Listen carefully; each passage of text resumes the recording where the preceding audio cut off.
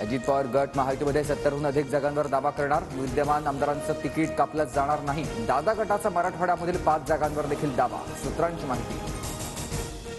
जागा वाटपावर महाविकास आघाडीची आज आणि उद्या महत्त्वाची बैठक. जागा वाटपामध्ये 120 मतदारसंघ निश्चित. राहिलेल्या मतदारसंघाबाबत बैठकीत चर्चा होणार. सूत्रांची माहिती. मवियाची प्रत्येक जागेवर सहमती, मतभेद नाहीत. आमच्याकडे जागा वाटपावर एकमत जास्त. संजय राऊतांची माहिती.